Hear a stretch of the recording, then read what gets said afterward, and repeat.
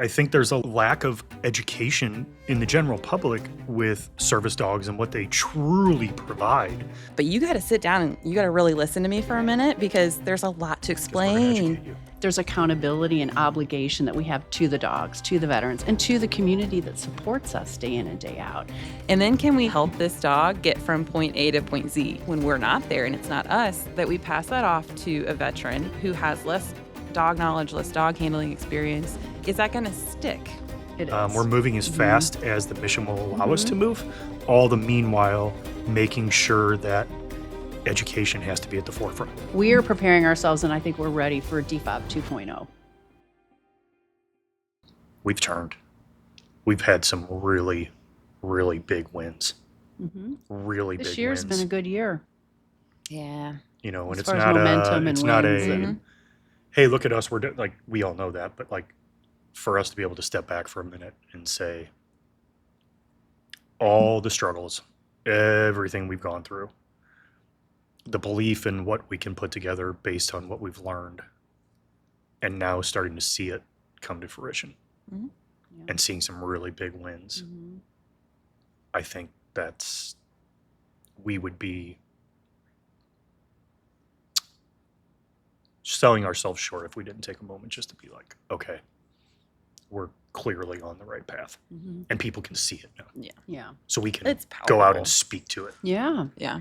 which is what we're going to do right now, is start speaking to all those changes. So, Yeah. Speaking of which, Bridgette, you've been with DFOB the longest as our director of training. How has the introduction of mind-body-spirit relationship had an impact on you personally and the organization overall? Yeah. So it started actually because we went to a conference that I'd had my eye on for a couple years. And it's the Association of Service Dog Providers for Military Veterans. And at that conference, there was a 2-part presentation by the then director of training at Got Your Six. So Christy Griffith is who put this on, and she, as I understand it, like this whole concept is her baby, but she calls this whole thing mind, body, spirit relationship her enrichment formula. And I was like, oh, that's awesome. What year was that was, what year is it? 2025. So that was in 2023. So it was 2 years ago. that was the one you went to right after I started. Or Yeah. right before And I that started. one, that was the one in DC. That's right. Yeah. So Yep. it was like the month you started. Yep. So when we were listening to her talk about that, and all of the experience that I had before that, like I had really felt like bringing enrichment to the program was like one of like my unique elements to bring to the table. And so when she started talking about her enrichment formula and then she manifested it in mind, body, spirit relationship, I was like, oh, you done pulled me in. I was just so gravitated to that concept. So then I got back to the training center and I was like, how do we do this? How do we incorporate this into our training program? Because I feel like if you focus on those things, your welfare for an animal is already automatically elevated. So I was like, we need to do that. So that was just step number one was, okay, all the dogs get mind, body, spirit relationship activity every single day. The training comes with that. So it could be, that could be their mind. Like if you're really challenging them, that could be their mind activity for the day. Or if it's, a new person and you're training a new dog and a new person, like that could be a relationship builder. So it kind of fluctuates and a lot of the activities overlap. So for some dogs, like fetch could be a complete spirit filler versus some dogs fetch is a real challenge. So you're really challenging their mind, but like retrieval in and of itself is something you have to teach the dog. So it depends on where the dog is in their training, what behavior you're working on, and how you actually like record what type of activity that was for the dogs. But it kind of has like this whole MBSR concept has blossomed into what it is now. So like when Bryan came on board, we had just barely scratched the surface of bringing that into the program. And so he saw that and like just he gravitated towards it. So we were like, oh, interesting. We could do something like that with our veterans. And I'll let him touch that. But like that was just really interesting to kind of see it more from just this thing we do with the dogs. And now it's starting to bleed into other areas of the organization. And it's even bled into, I think, certain areas of our team building and our team dynamics. You know, we've had a couple of trials with bringing it in. I think we're still trying to find like which system is going to work best, but it's ingrained in everything else we do. I mean, it bleeds into our core values, like it bleeds into our team bonding activities. And so it's a matter of just like specifying what works for our team the best, and also like budget wise, like what activities can we afford to do versus what, I mean, Right. you know, like nobody Have to can get take creative. us to Disneyland or anything. Yeah. But The organic aspect of MBSR has just become steeped in the culture yes. Mhm. Yeah. without set definitions of a program or whatnot. Right. It's because it's all about balance Yeah. for everybody involved. Yeah. The dogs, the staff, the trainers, the veterans, obviously. So Yeah. And I think that, like, just as a second part of that question for me personally, like, it's really turned into something that has been a foundation for my leadership, but then also for just how I kind of live my life in general. And I think that all of those things are interconnected. And so, like, it helps me become the best version of myself, which then helps me be the best leader that I can possibly be and continue on that growth journey, helps me be the best dog trainer that I can be, helps me be the best teacher to my team, helps me be the best teacher to the veterans when they need me. Like, so it bleeds into everything. So if I don't get all of those things in an enrichment formula for my life on a daily basis, like all of those other things are what suffer. Yeah. And, you know, and that's just, it starts and ends with me in that aspect. And so I take it very, very seriously. It's super important to how I live my life now. lead Yeah. by example. Yeah. Yeah. Lead by Yeah. example. Yeah. We have to set the tone for the culture of the organization. Right. And MBSR has to be impacted by all. I mean, that's what we're asking. Again, everybody that comes in contact with DFOB at this point that's going to play any significant role, they have to understand what MBSR is, and how it impacts their life and how it impacts their ability to impact the organization. So Talk a little bit about expanding that to the veteran side of our mission. So I'm going to go one direction, and then I'm going to come back to see how it ties into MBSR. And Okay. so I think it really lays out the foundation of how critical the MBSR aspect is.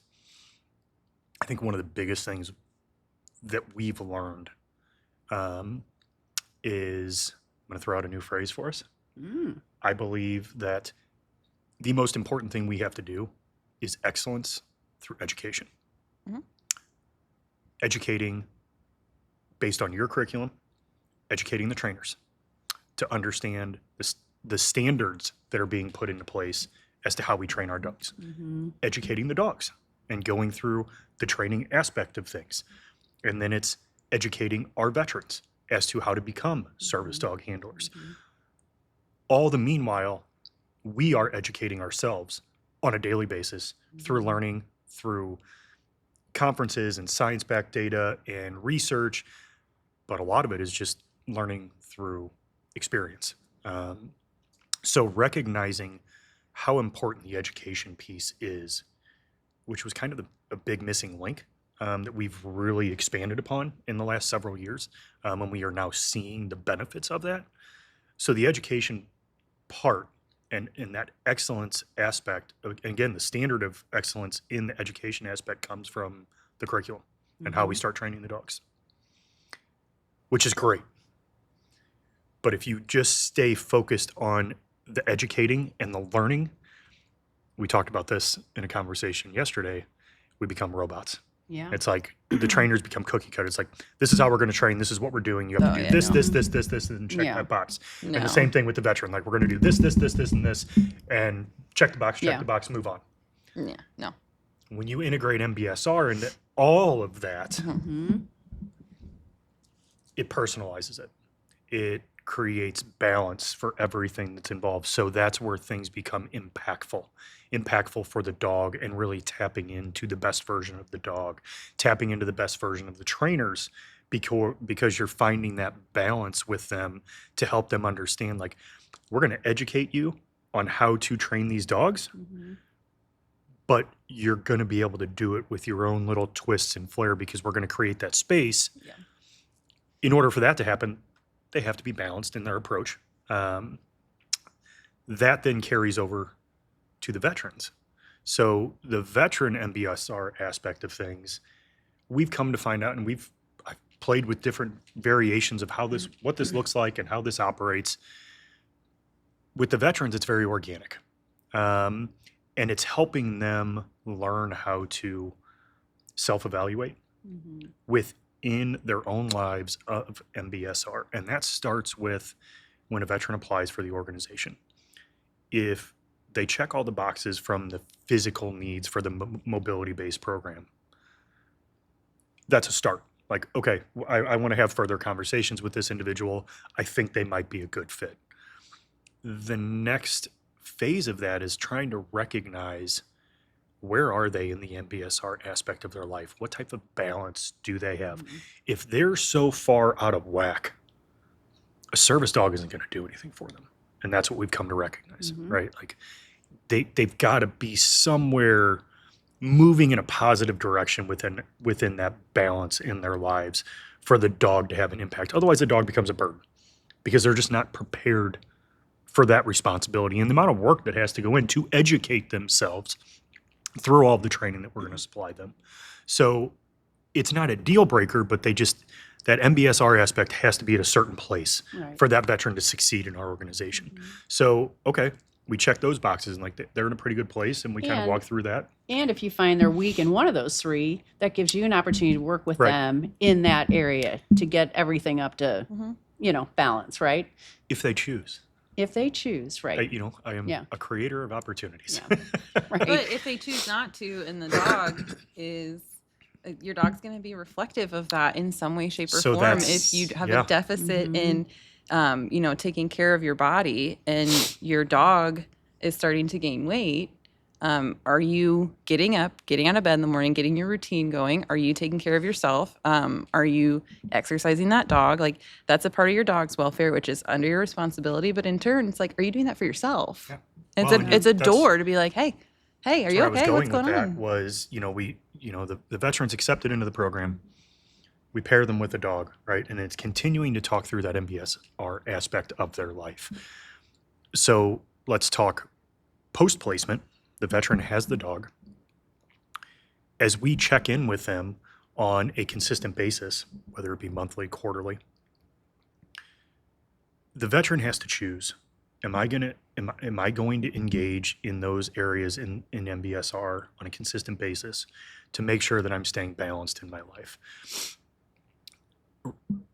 Educating them to the point that you just made, Bridgette, of if you fall out of whack in one of those areas, you're going to see that some way, shape, or form, both in the VSD team performance and also the dog welfare to a certain degree. If the individual becomes extremely sedentary for an extended period of time, that's going to reflect in the dog. The dog's going to start putting on weight, whatnot. Their skills are going to start to diminish. Their skills are going to diminish. They're not going, the enrichment aspect of things. So again, excellence through education, but in order for that excellence to occur, the balance has to exist.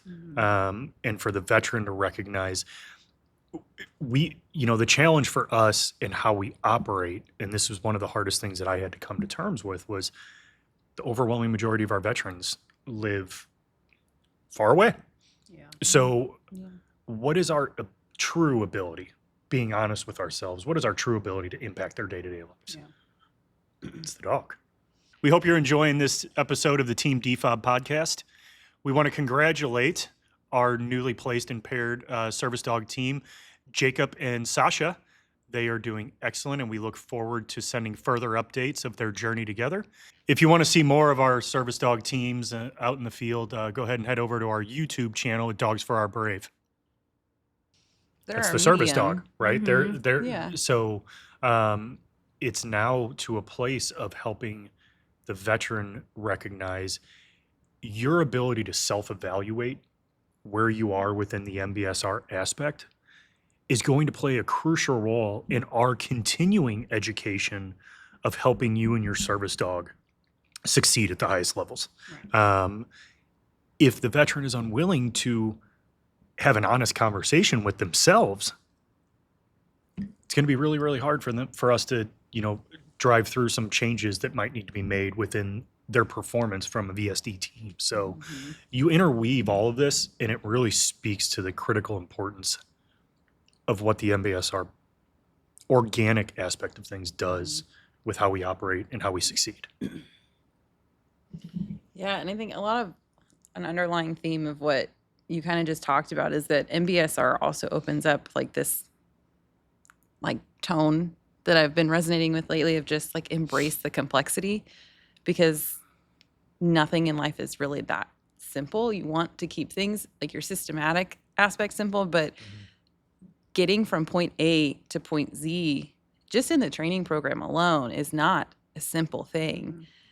It's the simple things repeated so many times that they're done so well, but that's discipline, and that's really why I think it leads into MBSR leads into our core values, because they're just all reflected in each other. They're interweaved in each other. And this is so not a simple mission. This is such a complex mission of what we're trying to truly accomplish. We have such a theme of quality over quantity, and I'm so drawn to, I think all of us are so drawn to that aspect as well. And that's only MBSR only really gives that concept a whole other leg up. It only elevates our mission that much more. Right. It's team, right? I think, we've really shifted and grasped how important team culture is in everything we do. Right. From us, as the executive staff and how we operate together, the three of us being very diligent in our own personal MBSR, and it fluctuates, right? Like we fall out of whack, and when one of us is out of balance, it's like, hey, get yourself back into a better place, right? So there's an accountability piece there from the teamwork aspect of things, and that then works its way down through the rest of the organization. It's all about team. It's all about emphasizing team. The team of trainers, the dogs, right? But then the teams within, the VSD teams, right? And then those teams within the VSD teams. So, the spouse or the caregiver and the lead trainer that's assigned to them, my role in that aspect. So it's all about the team culture. And when MBSR is really that, maybe it's a little bit of an invisible force that's kind of moving and creating that team culture, you can start to do some pretty awesome things because everybody's on the same page. We know where we're trying to go, right? So it's been a journey to come to all this understanding, continue to and build on this. So, and we're only going to continue to learn and grow. Yeah. I mean, I was thinking last night about our core values. So discipline, servant leadership, community, teamwork, freedom. In order to deliver on those and to live those core values day in and day out, it's much more difficult when you're out of balance. So to have that focus on mind, body, spirit relationship and get those in check, we're all human. None of us are perfect. One of them's going to be a little out of balance at some point from day to day. But being conscious of that, in my personal opinion, helps me deliver on those core values every day. Absolutely. And I look at it from the standpoint, we've seen the impact it's had on the dogs and on the veterans. And now on our team as we, infiltrate this through our team and we talk to, potential employees about our culture. And I also take it a step beyond that and I feel like there's accountability and obligation that we have to the dogs, to the veterans, and to the community that supports us day in and day out to, make sure that we are solid in the delivery of our mission because To each other. Because we've talked about it. Nonprofit world is tough. I mean, our mission is tough, but there's a lot of burnout in nonprofit. There's a lot of burnout in dog training, just animal care industry in general. and animal care. Yeah. So, I mean, we've got kind of a double whammy there of burnout and difficulty, and we've got to make sure that we're watching out for each other and keeping each other in balance. The significance of our continued care program, for lack of a better phrase, of how we continue to care for the dogs and the veterans in the field after they're placed, as long as they're in the program. Yeah. The sustainability of that. That is exactly the word, is the sustainability of being able to properly handle all of those relationships while maintaining balance in our lives is really hard. Because we have a lot of caring and empathetic human beings that want to deliver the best version of Team DFOB to our veterans and to their families, where, at times you become a little bit aggressive with that. I'm not pointing fingers at anybody personally, but sometimes you get a little overwhelmed so that's where, again, MBSR comes back to reminding us of it is a very complex mission. So let's simplify how we achieve excellence, right? And it all comes back to, I believe, the education aspect of the more we can educate our veterans, the more we can educate our dogs, the more we can educate our trainers, the more we can educate our donors as far as how we operate. That's where the success lies. And that balance aspect of that keeps our focus narrowed, and so that we're not, again, because when you have such empathy for wanting to serve, you can stray, and it's coming from a good place. Yeah, good intention. But we think about the sustainability, right, and setting precedent, and we want to serve more veterans, and we don't ever want to lose that close-knit family feeling. And that's what we hear from our VSD teams, is like, we know you're growing and you're going to get bigger, but just don't. By focusing on the simplification of how we serve and meet our mission, I think is going to allow us to continue to keep that family-like atmosphere within the organization. Yeah. I had a lot of reflection on empathy recently too, in general. And I think that just to kind of almost float it back to the first part of this conversation, one of the things that I've noticed about myself and empathy in general, empathy is, to me, just packed with a huge mixture of emotions.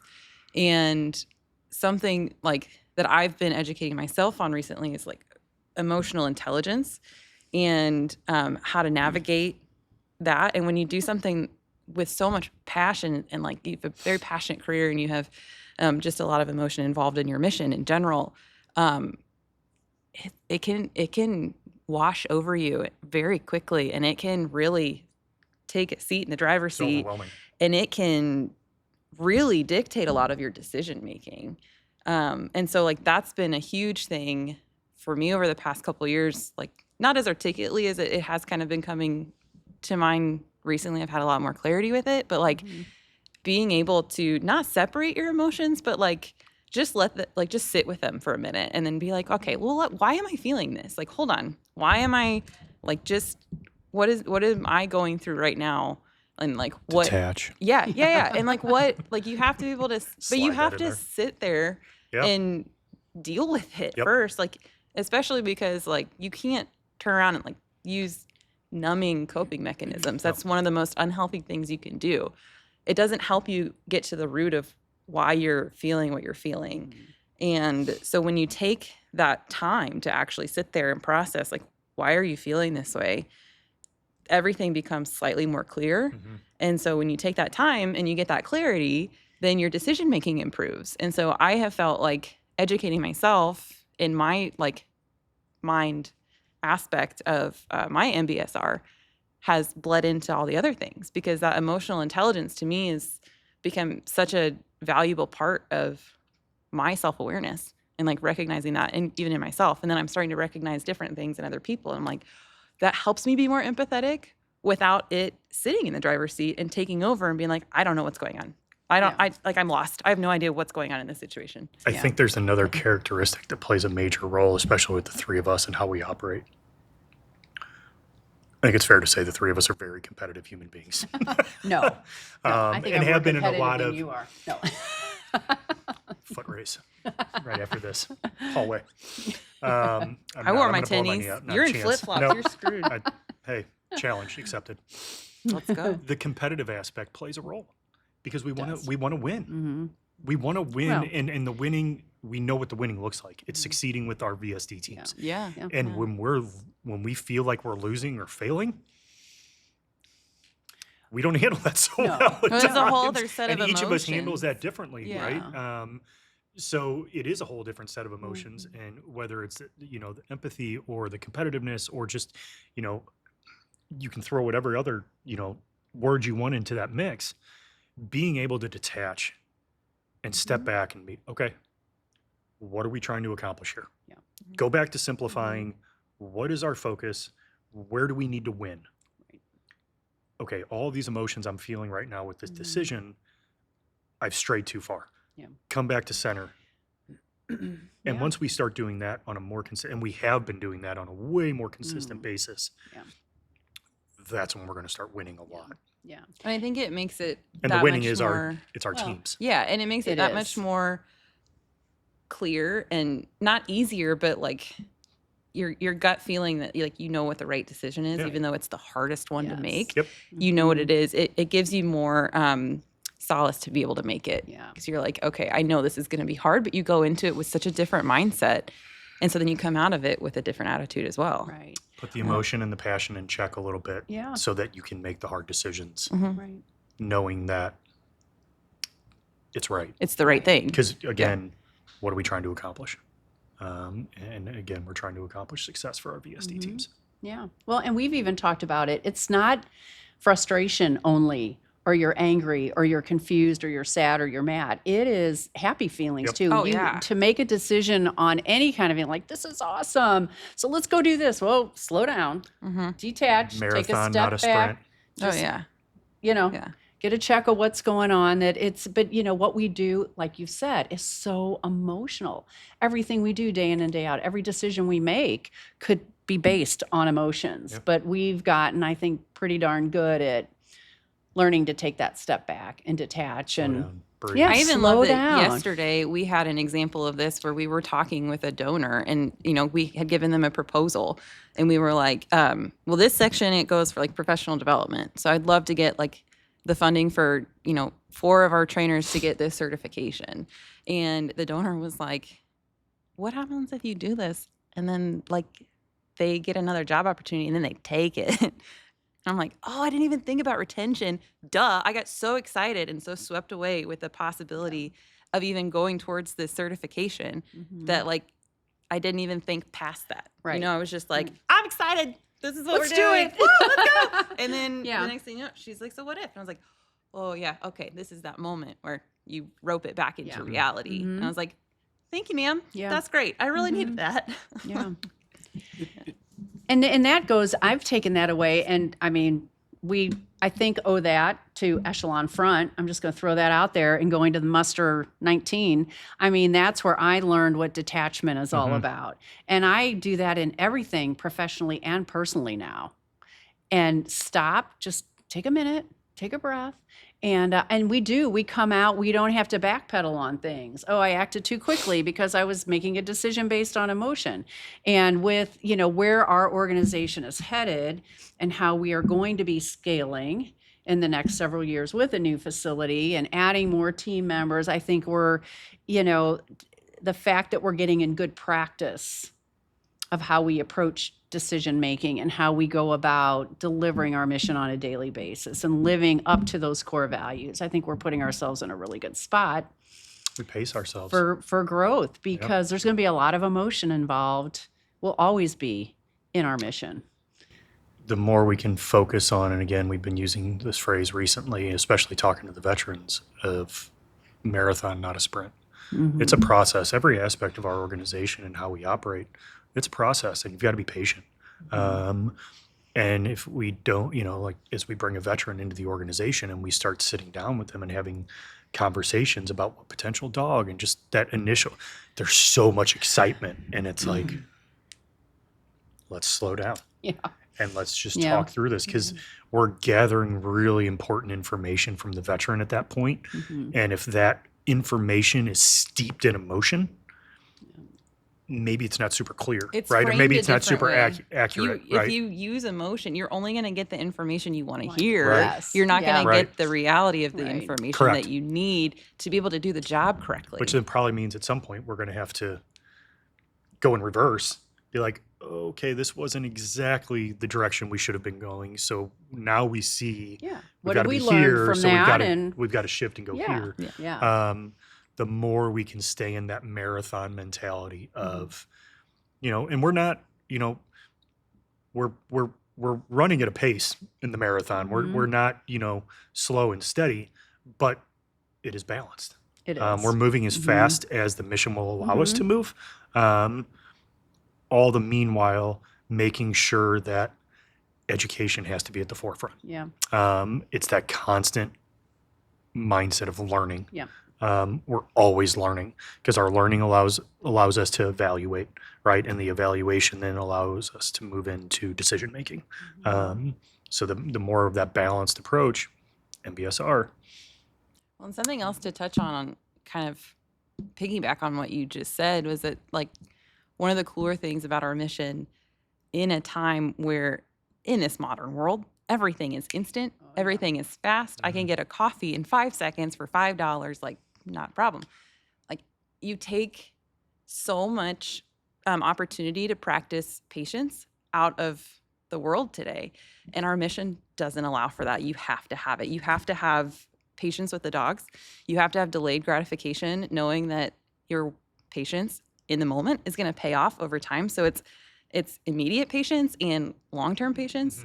And that, I think, it's such a cool thing too, to be able to bring that into, like, back into this world, because we get such a demographic of dog trainers that are very young individuals. Like, it's a huge training in and of itself is a huge group of young people that, want to come into this because it is the passionate thing to do. And a lot of people, sometimes that fizzles, and sometimes you get those that really stick it out. So you can get dog trainers that have 20 plus years experience, and that's absolutely fabulous. But a lot of the people, like if I put an application out right now, it's going to be a lot of 22 plus year olds, like in that age range. And so to be able to take something like this and put it on the table and have them kind of sit with that for a minute and let them experience that in a different way, and then turn around and, like, see why that is so important, it's really cool from a leadership standpoint. And I love that, because to kind of also tie it into the muster, like, that was a huge topic of conversation.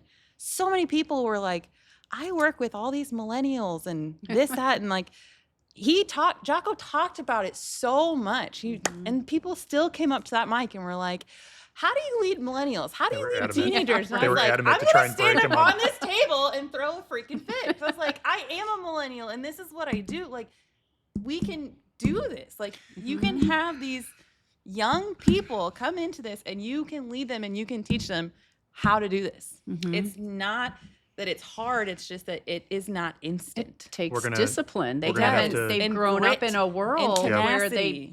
they order their Starbucks, pick it up on the way to school, right? Like, they don't know. I am the last generation to grow up without the internet. Yeah. Like, and I think that's scary to talk about, but, like, that's a huge factor going into what we're doing, because the other thing is, like, in our community, like, I mean, donors, board members, it doesn't matter who it is, when they don't know the day in and day out of what we do, and you have to sit down and you have to explain it, like, I'm happy to do that, but you got to sit down and you got to really listen to me for a minute, because there's a lot to 'Cause we're gonna explain. educate you. Yes, because You there's have- so much yeah. to talk about and explain for you to actually understand why this takes so long. Right. Well, and I think starting with explaining our core values to a prospective employee, and really walking through what does that look like on a day in and day out basis, because I think that's opens up their eyes to what it's going to be like to work at DFOB, right? And the personal growth, the personal development and growth that employees are gaining through working at our organization, I think is incredible, that they can take that back to their personal lives, with their family, with their friends. I always joke and say, we don't have any trainers right now that have children, but you all are going to be the best mothers someday because of the patience you've learned working with these dogs, and know that it takes time to get the outcome that you're working towards. You got to win that day one day at a time and celebrate those small successes. You can't expect that instant gratification like you're It's an talking about. investment. I like what It you said is. though, It's an like investment. part of the thing I really like about dog training in general is that like I feel like it's taught me to recognize the micro successes, Mhm. like in a moment where even in people, if you're having a conversation with somebody and you had some kind of discourse before, and you're like, you know what, I'm going to stop and recognize that you might not be meeting me halfway, but you're like taking a step to meet me halfway, and I'm going to stop and thank you for that, and like stopping and recognizing that, and it puts you in an attitude of gratitude, Mhm. and it helps you build that relationship with that person better, and Yeah. that dog or whoever Yeah. you're working with. Right. Meeting the halfway is such a huge part of this, Mm-hmm. especially, if we're talking about MBSR, and talking about, in the same, there's a different element to it, but, with employees that we bring in and the trainers we bring in, like, we're going to invest in you. We're going to invest in helping you become the best version of yourself, both professionally and personally. But you have to want to be a part of this, which goes back to introducing, the core values and talking about the culture that we're working to create and have created. If you're not wanting to be a part of that, you may not find success here. And that's okay. It's okay. It's not going to be the right fit for everybody. Yeah. Just like this isn't going to be the right fit for every veteran. Because again, there comes responsibilities with receiving a service dog from us. And it's the responsibility of investing in yourself in order to create a great VSD team. Mhm. As I tell the veterans, and this is not a cop-out, and we understand this, and I think our audience will continue to learn to understand this. We're investing all this time in the resources in our dogs to make sure that they are absolutely locked in to go serve that veteran. Once that placement occurs, that's when the real work begins. And the veteran has to be prepared for that and committed to every single day, making sure they are putting in the work with their dog, with their partner, to create a great service dog. They are actually the ones responsible for that. And what a great gift we can give them. But that's where our responsibility comes back to education. But it's educating them on the dog aspect. It's also educating them, again, full circle, self-evaluation with MBSR, to be balanced, to become the best version of yourself, to utilize this incredible gift that you're being given on a daily basis to positively impact your life.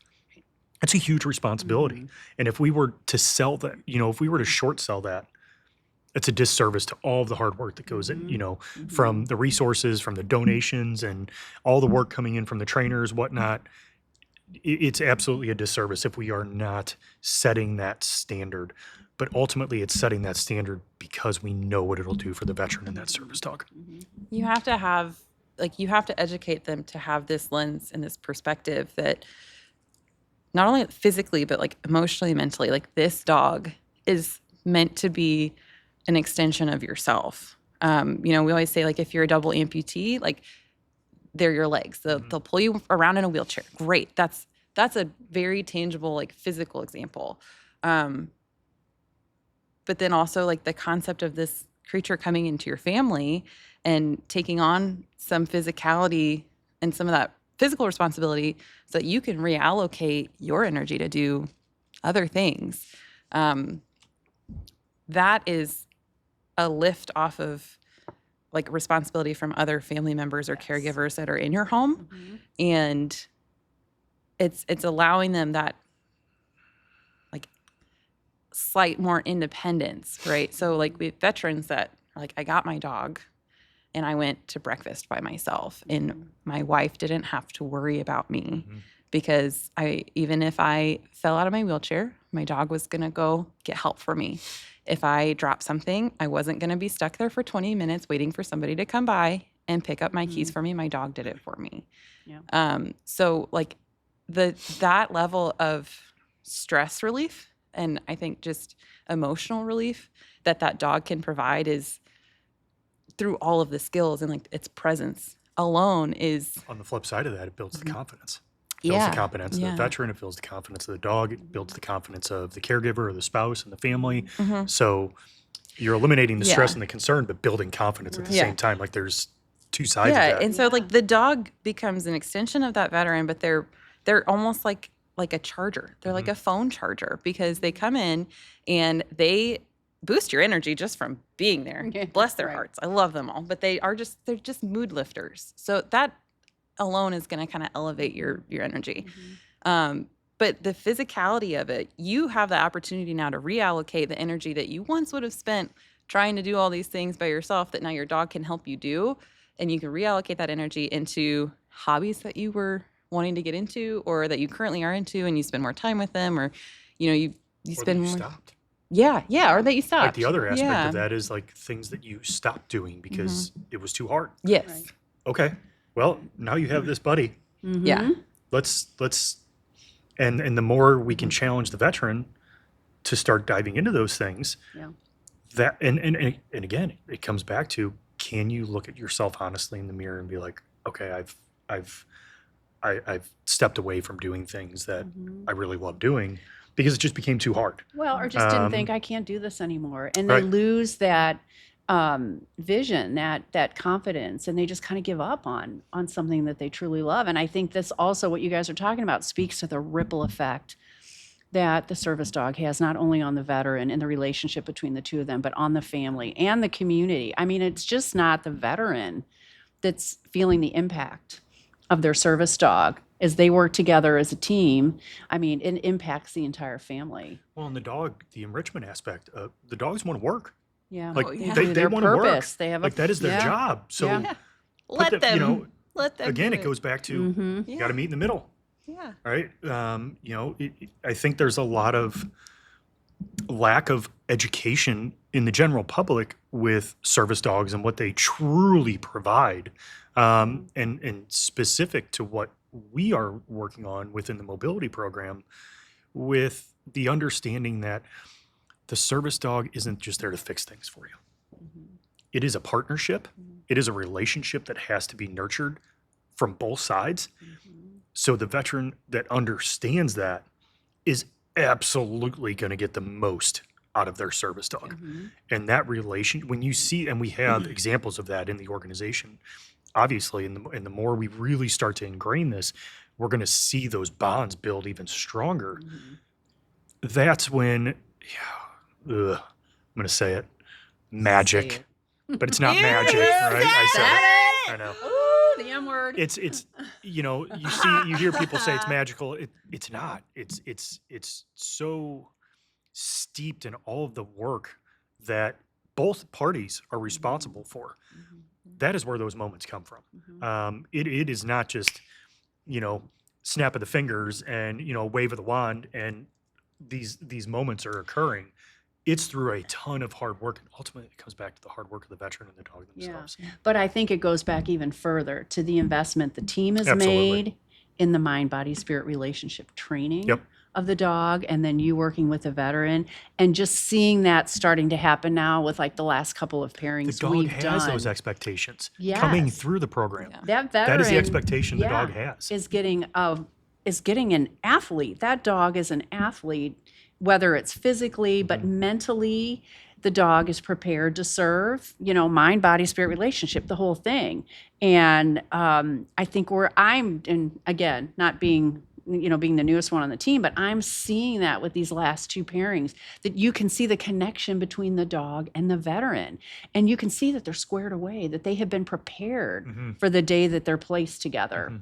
And that dog goes home with that veteran. And they're just solid because of all the hard work the training team's done, you've done with the veterans to get them prepared for that moment. I mean, that's where extremely I feel exciting. the magic. If you, Yep. that's. But that's, to me, it's providing that lens and that type of education, not just like the level and investment that we've changed and invested in. It's the type of education and the framework that we teach them, like what to do, what to expect, and like that's the gift I feel like that we can give them, Absolutely. because like that is what MBSR can do for them. It's just that the dog happens to be their medium because it's a lifestyle change. It's not a Band-Aid fix. Right. And once they kind of really understand the gravity of that, it also, I think, helps resonate like, okay, there's more to this than I really thought. Like, I just thought, a dog would pick stuff up for me, great. And then I'd tell it to sit and lay down and it would just do it. It's like, well, yeah, it's supposed to, absolutely. But it's a living, breathing creature as well. Like, you have to take care of its needs as well. And so to do that, like, that is where that responsibility comes in. And that's the lifestyle change. And that's really what ignites the fire, I feel like. The education provides the confidence for the veteran Mm-hmm. to really trust those teaching moments with the trainers, lead trainers, yourself, whatever, as they're going through that pairing and placement process. Having that sense of confidence of really understanding what they're being asked to do. And is- why? the why. Why it's They important. see it on both sides. Yeah. It elevates the game for us, and we're seeing it, and you've already mentioned it. It elevates their ability to really start seeing wins faster. Yeah. Yeah. It's expedited the process, not because we're pushing it, but because they're just more prepared. It's as simple as that. It's just like, as you're building a team to go out and compete, the more, it's not necessarily just constant practice and in the gym and on the court training. It's the impact of what you're training and how you're training it. And the team building. In the team building aspect and those relationships that are built that strengthen the team. So when they do go into competition, they're confident. And then they can go in and be like, all right, we can go give it our best. Because it comes And if we down to fail a little bit, trust. that's fine. It's okay. Yeah. We're going to come back Yeah. and, okay, where'd we fail? We don't ask for Yeah. perfection, No, it takes time. but we provide them with the tools and the education and the resources to say, hey, I'm struggling with this. I need some help. And that's what, we do when we're with them for Trust. life. Yeah. And Trust. trust. That's the big, how do I say this? It's the byproduct. The trust, is a byproduct of how we go about educating our veterans. To a degree, they recognize these people are really here to help me succeed with my service dog. So it opens, it lowers their guard to it, and a lot of veterans struggle with that. They struggle with letting people in and trusting them that do these people really want to help me? I think through this education process and steeping this MBSR, that organic aspect of it, it builds that trust of these people are here to ensure that I feel confident enough that we're going to succeed. And if I fail a little bit, they've already let me know you're going to fail. Yeah. You're going to fail. Mhm. But the failures are going to be much smaller, and they're going to be manageable. And we're here to communicate that with us, and then we're going to work through it. Yeah. And it's not a failure if we learn something from correct. it and we improve the process. Well, that's how you become great. Yeah. Yeah. You become great through your failures, learning from your failures, and then turning those around. You're like, okay, well, we're gonna adjust gears here, and we're gonna go a different direction, and we're gonna find a way to solve this problem. Yeah. And the more that mentality is built in, and that's, we have that unique opportunity to be different because of our care for the team after placement all the way through.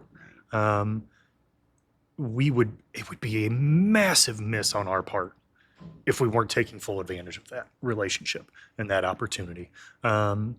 And I think everybody involved recognizes that we are working to take full advantage of it, because it is exciting and it fuels that passion, and it just drives the mission to continue to elevate. It's a lot of fun. To be honest, it's fun. It is fun. It's exhausting at times. How many times we've had to this is fun. Yeah. And we enjoy those moments because we also know there are times that are not so fun. Right. And that's just the reality of what we're dealing with. We're dealing with animals, and Oh, yeah. the emotional aspect of losing an animal, whatnot, that's going to come into play. That is real hard. Well, and just so we admitting enjoy that the this challenging animal- moments. That just admitting too that this animal is just not meant for this kind of job, Yeah. like just not meant Right. for this kind of work too. It's not, it's not a failure. Instead, the failure is pushing through and putting that animal out in service when they really Right. shouldn't go out, Right. and being like, yeah, they're good enough. Yeah. You know, they're good enough, and Mhm. and dealing with the consequences of, you know, Yeah. the potential fallout with that veteran. Like, that's really where, to me, that's the disservice that we have. It's a dangerous road in general, because if you put a dog out that, you know, doesn't meet the standards and they don't meet the quality of what, you know, we all agree with as a team, it's a disservice to that veteran, Yeah. you know? And Well, again, so it's our just, standard is excellence. but that it comes back down to a lot of that emotion. It's so easy to be like, oh, but this dog is so good here and here. It's like this one thing that holds them back. It's like this one thing, they could do such good things for a veteran. It's like, they're just not excellent. They're good. They might even be great, but they're not excellent. Yeah. And so those are some of the hard decisions, I Yeah. think, that for me personally in my position, that like really Sure. Yeah. weigh on Especially me. when we're working when we're rescuing dogs. Oh, yeah. You know, because we don't know. They can't tell us what their history is. We don't know what trauma they've experienced. Like you can talk through with a veteran, right? And just how we've refined the process with a 3-month waiting trial period, just really let that temperament and that personality come out so we can understand better, so we can set that dog up for success. Yeah. I mean, you know, that's a huge improvement that's been made to the program. But yeah, it's tough. You get attached. You Well, yeah, you get to know them. an animal for 3 months, and then Yeah. you tell me you have to Yeah. send it back home. I'm like, man, Yeah.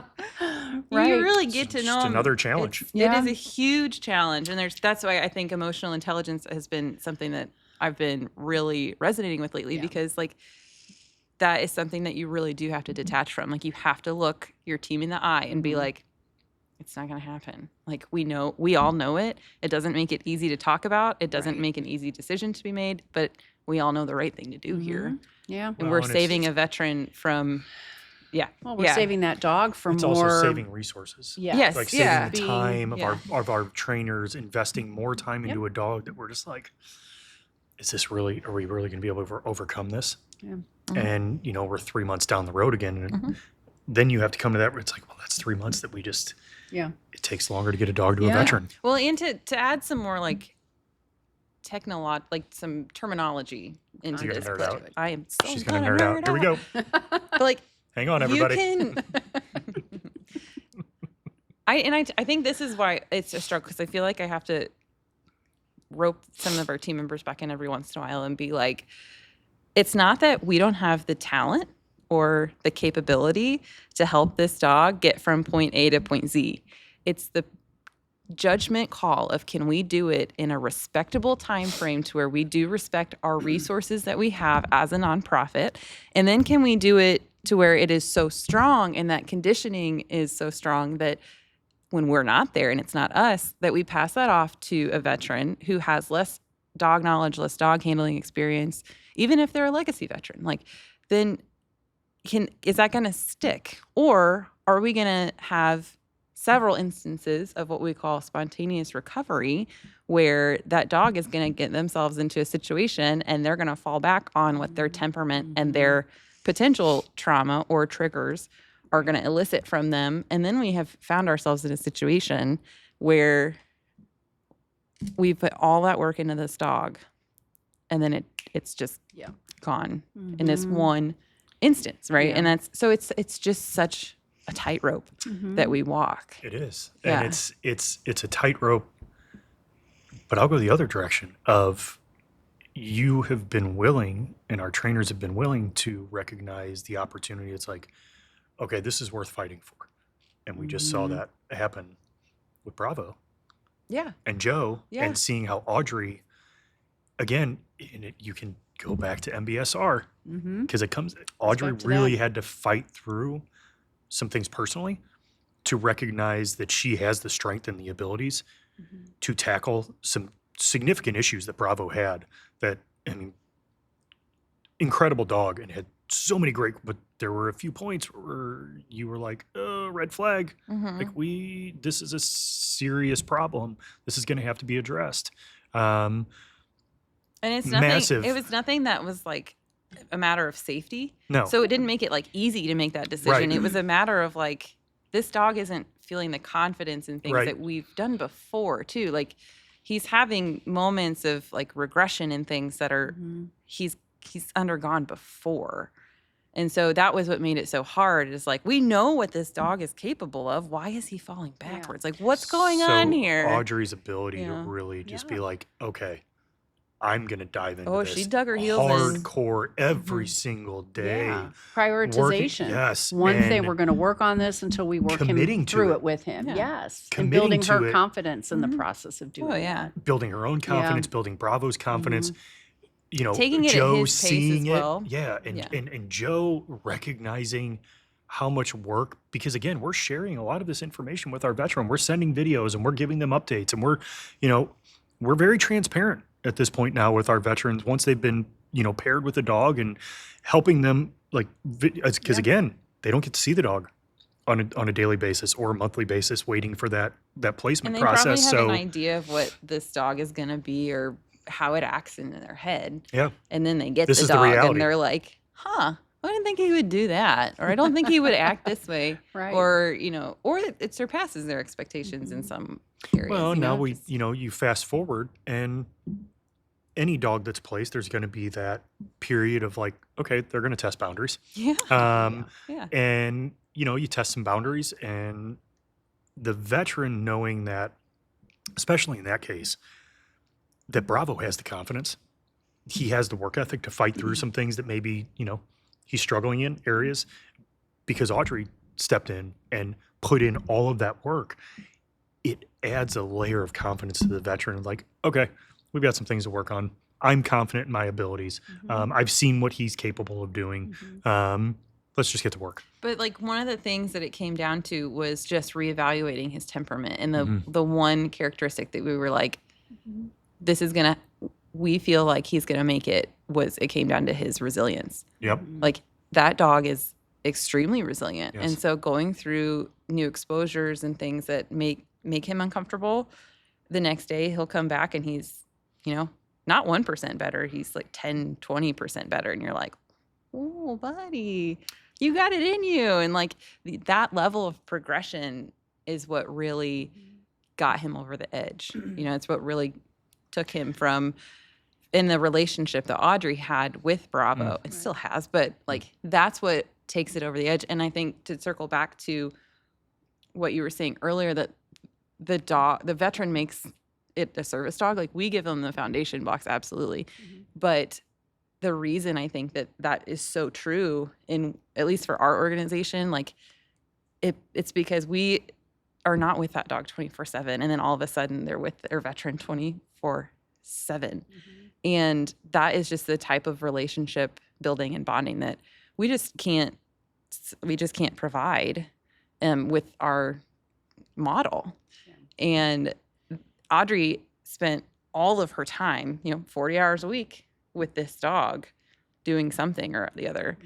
And then going up and seeing him bond with his veteran, like turning around and being like, something as simple as a flight that used to scare Bravo, like he overcame that really quickly with the help of some other AIDS. furry friends, if you will. Yeah. We had some buffer Right. dogs that helped build his confidence and show him Yeah. it was okay. And but it was something that you could tell he was just like, I am here and I'm compliant, because on a plane you kind of really can't escape. It's like, I don't love this. And so the relationship that Audrey had helped teach him, like, this is okay. And then the bonding opportunity that he has had now with his veteran since February to their first flight, like the text we got was like amazing. He was like, crushed it, did it, not a single problem. Went straight through TSA, got on the flight, lay down, Amazing. slept. But Yeah. not really surprising. But that's, I think, just a testament to like that resilience and the combination of that strong bond in the relationship Well, in both parties. Absolutely. And teamwork. I think the way we loop the veteran in now, once the pairing is complete, and that veteran starts to really see what goes into that final stage of training, and the effort that the trainer's putting in, and our team, everybody's putting in, and they start to take ownership in that. And they get some kind of behind the scenes they really know what's going on and they're like, I can do that too. And it's just educating them from afar, basically, on what those final preparations are. I mean, it's almost daily videos that are being sent. That's a key this, part. Hey, this is what we worked on today. Yeah. Check it out. Yeah, I Um, think that's key in the education process for the veteran. Absolutely. And it helps, finalize that preparation. When that dog is now going to be with that veteran and we go home, they've already got some confidence there and they've got some ownership because they're part of our team. I think it helps build that team environment, and they know we're with them and they are with us. We know they're with us in the process the confidence in what it takes to handle the dog on the veteran side, I think significantly aids in their ability to build a bond faster because we've eliminated that fear from the veteran. Like, I don't want to break this dog. Yeah. You've Yeah, created it was this so incredible surprising gift how of, common that was. like, Yeah. I don't want to break the yeah. dog. It's so by removing that barrier, there it's like, hey, this is your dog. So love the dog, man. Like you can like that is the biggest part of it. And we're seeing, I think Jacob and Sasha are an incredible example of that because Jacob was a little, during pairing, he was a little hesitant, and over the next several months, that really shifted drastically. And by the time it came to placement, I mean, Well, and he I walked also right in think- and he was Yeah. ready to work. I also think that they understand that their voice is an equal part in this, and like it really has to be a It's a team. unanimous decision a between team. all of us. Like if one of us say like, I really don't think that this is the right pairing, we have to respect that. Yep. Whether it's the veteran, one of the team members, or the dog saying that, like we all have to respect that. If somebody feels off about it, it's like, well, okay, that's fine. Talk through it. This is just not your dog. And like, we'll get you a different dog. That's fine. That's We fine. have a conversation about it, and let's have like, okay, well, let's talk about that. Talk it through. Like, what were your concerns? And if, again, there's some chances it might be fear of like, okay, let's make sure that's not the case, right? Like, you're not just afraid of the situation. What are your legitimate concerns? And they lay them out. Well, this, and this. Like, okay, then we'll move on and we'll start the process Yeah. over, and we're gonna go a different route and Yeah. find a different dog. Well, and I think that was Um, something that, like I've observed that, we've kind of brought to the table as well recently is that like the veterans do have the opportunity to say no. Absolutely. Like this is that your voice is extremely like valid in this. You can say this Right. isn't my dog. This is just not the right fit, and that's okay. Yeah. It's totally okay. It has to be okay. Yeah. Because again, Otherwise, we it's a can't- square peg in a round hole. get out of my head. Literally just going there. You got to be quicker than that. Teamwork. There it That's is. where we were. Square peg, round hole. I think the strength, our ability to get to where we are right now, stems from several years ago. Us really recognizing we have to be really good in the present, and we're going to be really good in the present moment of creating the best DFOB that we can because of learning from the past and recognizing where we're going to go in the future. And that's been a really hard road to navigate. Because when you're learning from the past, and there's frustrations that come with that, with past failures or things that just weren't understood completely. But by staying in the present and really focusing on these next dogs that are coming out and these next veterans that we're serving, that's where the standard comes into play. And in setting those standards that then allow us to elevate as we move forward into the future, I think that's the best way we can phrase what has occurred over the last several years and the growth of the organization, while also recognizing our ability to go back and serve the veterans that receive dogs prior to a lot of these big changes occurring. The education aspect, whatnot, that's, it's going to trickle down to them. It already has. Yeah. You know, we've done some reevaluations, and that's only going to continue because we really stayed focused on present. Like, let's serve these dogs and these veterans right now because we know that's what we want it to look like in the future. But not forgetting that, you know, we need to rally around those veterans that had dogs prior to all this knowledge, Right. and let's loop them back in and make sure that, you know, they're benefiting from this as well. Just because they didn't receive their dog in the fashion that, you know, the placement process and the pairing process is what it is now, doesn't mean that they're not going to benefit from this. So, and again, that goes back to the beauty of, you know, the mission, that, you know, we're staying in contact with these veterans and caring for their VSD teams for life. Yeah. So, Yeah. And you talking to the veterans that have been with us for a long time, they see the evolution of the organization. They're excited about it. So they know that they can continue to benefit as part of a member of the DFOB team, right, and the DFOB family. So I think that's a testament to where the program has evolved to over the last several years, is hearing from them firsthand what they see, and it's how asking for excited some they are patience about and it. grace. Yeah. To be honest, Yeah. we have to ask for patience and grace because, you know, how do you phrase, we're the staff right now is we're smaller, Yeah, we're lean and mean. lean and mean. We're Thank lean you. and mean. I knew there was a phrase you had for that, Carol. Yeah. We're lean and We're mean. lean and mean. So, you know, All hands on deck. we would love to fix everything. Yep. It's just not possible. We also don't want to speed through things, which is why we talk a lot about marathon. Let's slow Yep. things down and let's just Yep. be, Mm-hmm. so in that change, and everybody wants to be a part of positive change, Right. and they are going to be a part of positive, they already are a part of positive change, whether they Yeah. really allow themselves to feel it and see it or they don't. It's exciting. I think it's really showing the level of passion that exists within the organization without all the rah-rah. Like, you know, passion is such a tricky emotion. And understanding that, you know, how our passion has to feed into what we do every single day, which means it kind of has to be on that slow burn.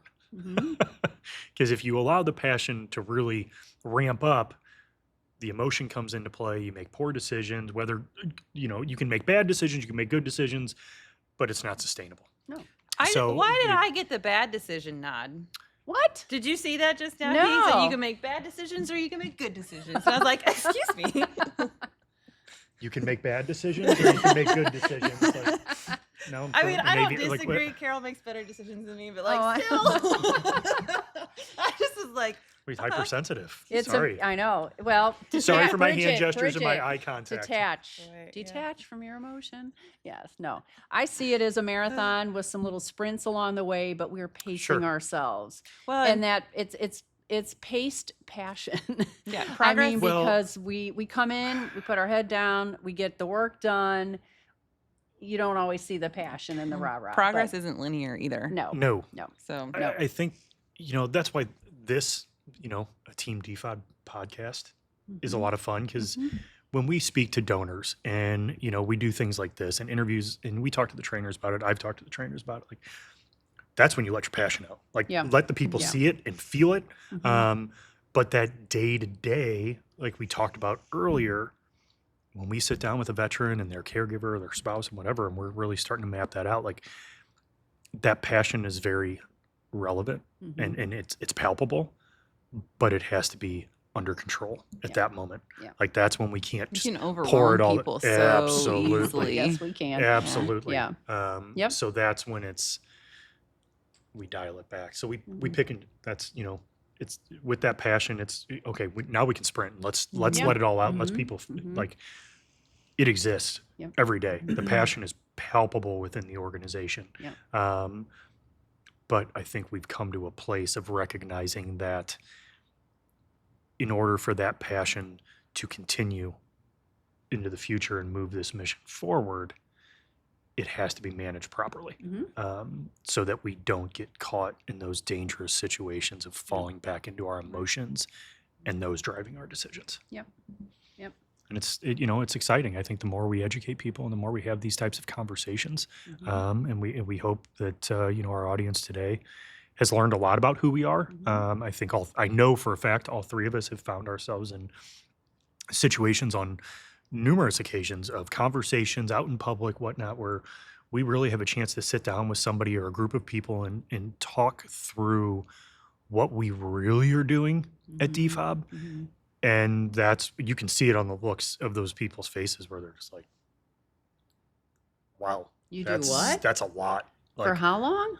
I just thought you What? had really cute Yeah. dogs that you give to these veterans, and that's like, which is great, That's but just it's yeah, not even the surface. tip of Yeah. the iceberg. no. Yeah. Yeah. So, the more we can have these conversations, again, it goes back to education. Yep. It's exciting. Well, and it's only like we only have more improvement to make, and like we only Absolutely. like we're so forward thinking Yeah. without like I think that's one of the blessings of our dynamic in general is that like we have the humility to learn from the lessons and the mistakes and the failures, and we take them with us, but we don't let them hold us back. Like it's not an anchor back here. I'm not dragging cement with me and not letting that prevent me from moving forward. But like especially right now in this organization, like this is such an exciting time. So we're gonna have a lot of opportunities to practice exactly what you just said, where you have to temper your passion and channel it in a professional and appropriate manner, because we have so much growth ahead of us and we Yeah. have so much exciting change, and it's only gonna be able to make what we do that much better. And I don't want to say easier, but like certain things are going to get easier and certain things are going to present more challenges. But the way that we're moving forward is just so exciting right now. Yeah. I think the word is efficient. Yeah, I I would. think, Yeah, I I would think agree with we're that. we're moving into a phase of becoming much more efficient Yeah. as an organization, and a lot of that has to do with being able to detach Yep. and realign our priorities to make sure that we're on point.